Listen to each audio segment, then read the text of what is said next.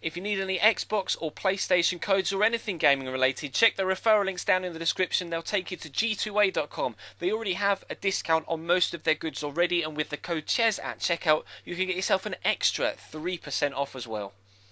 Hey guys, how's it going? Chez back again and welcome to episode number 40 of the Liverpool career mode here on FIFA 15. We start with a rather big game. It's Manchester United at Anfield. In the last episode we had a local derby in the shape of Everton at Goodison Park, in which we were victorious last Friday. And if you missed that episode, then definitely check it out because we made a couple of good deadline day signings as well. There will be a link in the bottom left hand side of your screen to take you there, or of course alternatively check the channel page for either that video or anything you may have missed over the weekend, etc. Whether it be my player, career mode Road to Glory, or even the Football Manager series that's started to go up now. But as you can see, Man United playing a very strong side. 5 at the back with a 2-1-2 in midfield, with Juan Mata sat behind Robin Van Persie and Wayne Rooney, playing Claudio Marchisio and Angel Di Maria in the centre mid spots.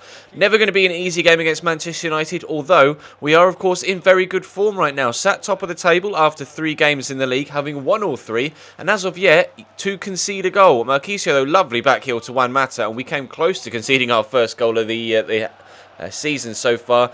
Right there, lovely little back heel, and unfortunately for me, Juan Mata was able to fire that one wide rather than into the back of the net. But they continued to come at me, Man United. As you can see, 20 minutes in, Di Maria, great feat to stand that one up. And to be completely honest, when your first goal of the season goes in, or first conceded goal of the season goes in, you want it to be something special. And to be completely honest, that header really was. At least it wasn't a scrappy, dodgy defending goal. That great feat from Di Maria and the header from Rooney, just wowzers. Nobody's going to get anywhere near that. I don't care which goalkeeper you've got. Even a 10-foot tall Manuel Neuer wouldn't have been able to reach that. Immense header from Wayne Rooney. Unfortunately, we go 1-0 down, so our first goal conceded of the season. The question was, could we get ourselves back in it? We have a 100% record to try and upkeep. And Ilkay Gundogan goes close there with his first shot as a Liverpool player. And we continue forward in the first half, trying to get ourselves back on level terms. Alberto Moreno squares it in. There's Gundogan again in the box. Really offensive threat, Gundogan. Goes forward and tracks back, and he's going to get another chance here. Coutinho plays it into him. Great feat to get through the gap, and only a top save from David De Gea stops him getting his first goal for Liverpool on his debut. Great strike, and the feat to set the chance up were particularly impressive as well. Decent corner comes in. Unfortunately, though, Mamadou Sakho can't quite win it, and they're going to try and get it away, but Luke Shaw only hooks it as far as Rooney, who rather foolishly gives the ball away straight to Alberto Moreno. Works a little bit of space here with great feet to get past the defenders. Just going to drive into the box with his pace, stand it up, and there's Daniel Sturridge. A great volley, and that's Sturridge's 4th goal in his opening 3 Barclays Premier League games.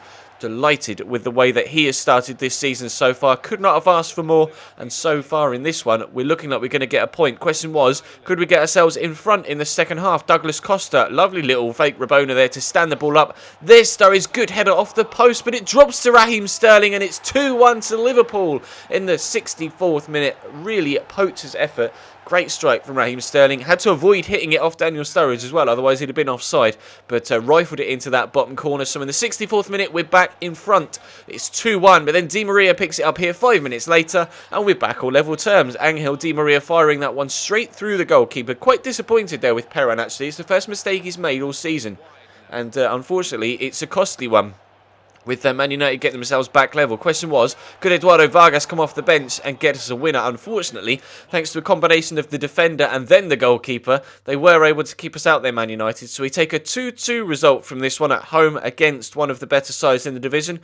Disappointed with the way that we've started the season to not get a win there, but after everything that happened in that game, I think a draw was a fair result, and they were, especially the first one, good goals for Man United to score, though, like I say, quite disappointed with Matteo Perrin to have conceded the second in the manner that he did. But Man United, there were a few chances I didn't show you in that game where United actually had a great chance to score. Rooney hit the bar with a header from a corner as well. But as you can see, Stéphane Ruffier is into the starting lineup for this first game in the Europa League. It's European football yet again this year for us. Unfortunately, not the Champions League, but the Europa League. But at least we do stand a better chance of getting through to the final again in this competition. Of course, we got to the semis in the Champions League last year, and you would have thought with whilst trying to remain respectful, lesser opposition in this competition than you normally see in the Champions League. It's not Abu Diaby up top, by the way, for Lille. It's Abdullahi not Abdullawi, it's Abudali Diaby, I believe is his name. I apologise if I've gotten that wrong. I recognised A Diaby, but I had to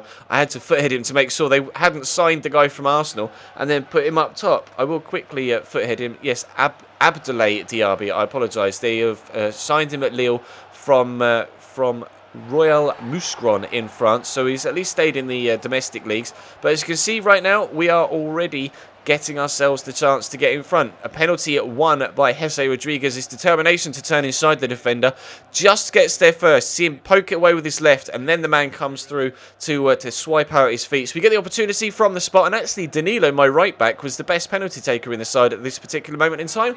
Unfortunately, he put it into the back of the net as well. So it's Liverpool 1, Lille 0 after just 20 minutes. We were going to continue to be on the offensive for the rest of the first half. Obviously, the other teams in our group are FC Aarau from the Swiss leagues, and then great strike from Heung-min Son though, must point that out. And then the other side in our group are Lokomotiv Moscow from the Russian league. So considering Lille actually were very disappointing in this game, as you can see, 2-0 up already. Great turn by Heung-min Son and a really ferocious shot, firing it into that near post. Goalkeeper stood absolutely no chance with 2-0 up as we headed into the second half. And like I say, I was disappointed with Lille in this one. Supposedly one of the better sides in France, but they really didn't threaten me too much in this game at all. Heung-min Son's going to lay this back to Eduardo Vargas, who got a start here. And, well, he earned the start, and he's earned himself, perhaps, a start in the next game as well with a gorgeous finesse finish. That makes it 3-0 in the 57th minute, and we are cruising here to our first 3 points of the Europa League season. Definitely going to be going top of the table, and that shot, that is gorgeous. Honestly, one of the best finesse shots I've seen so far on FIFA 15 in this series, if not FIFA 15 as a whole. Delightful finish from Eduardo Vargas, and he's eventually going to get the chance to make it 4 as well. You see him racing through here, lining up against Kjaer. Great turn inside. Good save by Inyame, though, the Nigerian goalkeeper. And eventually, their defence actually do something positive and get the ball clear. But we brought on Steven Gerrard in a cam roll and then brought on Divock Origi as well to go out wide in replacement for Heung-min Son, who'd had another very good game in a Liverpool shirt. So he's pushing for a first-team spot as well. And actually, despite the fact we kept Coutinho at the side, in the club, he's actually been quite disappointing so far in this season, and I found myself playing Sterling centrally and Son out wide. So we'll have to wait and see if we continue that in the next game. But as you can see, they were able to get themselves a consolation goal there with a decent finish actually over the top of the goalkeeper. Nice little dinked finish. But then the defenders mess up again, as you can see here. Irigi's going to win it back. Gerrard's going to play a nice little through ball here all the way through for Eduardo Vargas to run onto.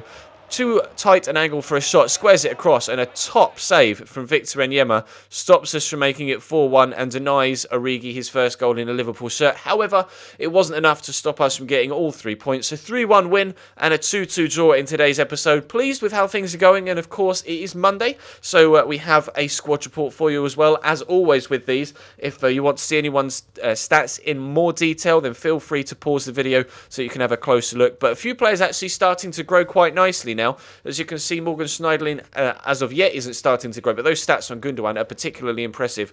And to have picked him up for just £22 million, I'm delighted with that, to be completely honest. And I say Coutinho isn't playing very well, but he's actually gone up 1 in rating, as has Douglas Costa, as has Daniel Sturridge. Raheem Sterling starting to grow now. Eduardo Vargas has gone up 1 as well. I still need to change Raheem Sterling's role in the first team from right mid to right wing, and you'll have to remind me to do that. Although he can play centre forward, can't he? So maybe I'll now that I'm continuing to play him in the middle and actually playing Heung-min Son out wide, I might have to alter him to centre forward rather than Cam in the starting lineup. Maybe that will help him grow even more. But Jordan Henderson's growing as well. Origi, nothing yet, but of course he's a bit of a rotation player. Manquillo's growing despite not playing so far yet this season.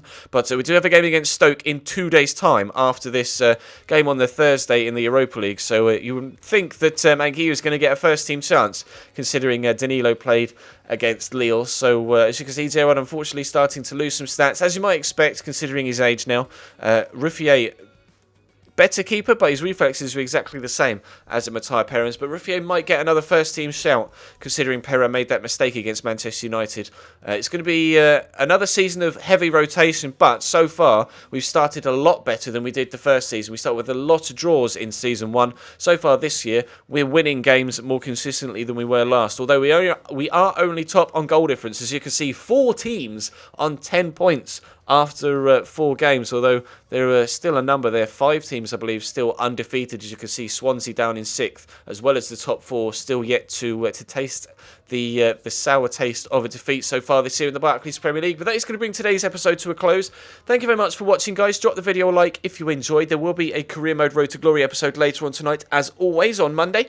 And I will probably be streaming tonight. Check my Twitter and my Twitch to find out what I'll be streaming, whether it's FIFA or Football Manager. As I record this on Friday, I've been doing Football Manager as of recently, and it's actually been going down very well indeed. So I may continue that over the weekend, but by the time you see this on Monday, things may have changed, and I might be back up, streaming FIFA to get back into the swing of that, to make sure I don't abandon FIFA completely and solely focus on Football Manager. But I'm rambling now. That's going to bring the video to a close. Thank you very much for watching, guys, and I'll see you next time.